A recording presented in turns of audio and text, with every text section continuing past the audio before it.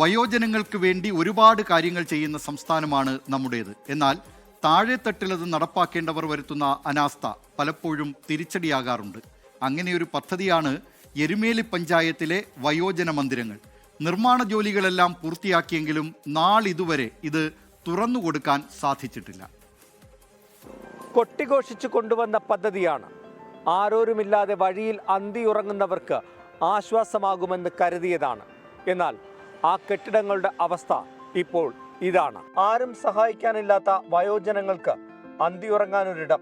സംസ്ഥാനത്ത് ത്രിതല പഞ്ചായത്തിലെ ആദ്യത്തെ വയോജന മന്ദിരം അതായിരുന്നു എരുമേലിയിലെ ഈ പദ്ധതി. എന്നാൽ 2020 നിർമ്മാണ പ്രവർത്തനങ്ങൾ പൂർത്തിയാക്കിയെങ്കിലും അത് തുറന്നു കൊടുക്കാൻ സാധിച്ചില്ല. ഇതോടെ ആർക്കും പ്രയോജനമില്ലാതെ വെറുതെ കിടന്ന് നശിക്കുകയാണ് ഈ വയോജന മന്ദിരങ്ങൾ.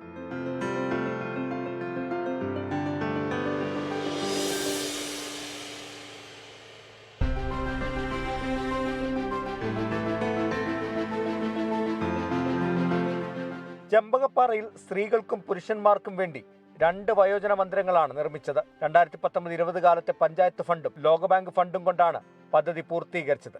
പക്ഷേ ഇതെല്ലാം വെറുതെ ആയിരിക്കുകയാണ്. എരുമേലി ഗ്രാമപഞ്ചായത്ത് 2005-2010 ഭരണസമിതിയുടെ കാലത്ത് രൂപം കൊടുത്തൊരു പദ്ധതിയായിരുന്നു പഞ്ചായത്തിന് സ്വന്തമായിട്ടൊരു വൃദ്ധസദനം എന്നുള്ളത്.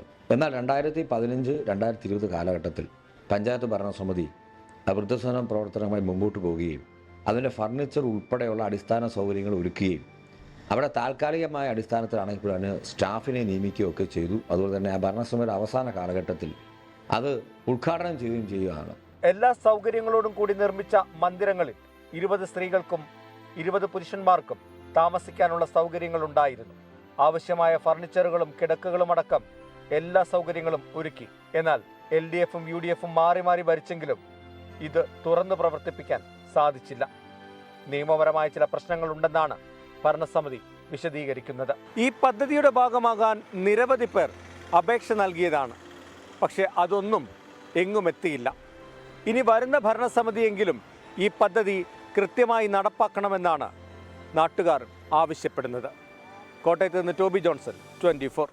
ലോകത്തെവിടെയായാലും ഏത് സമയത്തും 24 വാർത്തകളും ഓഗ്മെന്റഡ് റിയാലിറ്റി പാക്കേജുകളും എക്സ്പ്ലെയിനറുകളും വിശദമായി കാണാൻ ഞങ്ങളുടെ യൂട്യൂബ് ചാനൽ നിങ്ങൾക്ക് സബ്സ്ക്രൈബ് ചെയ്യാം.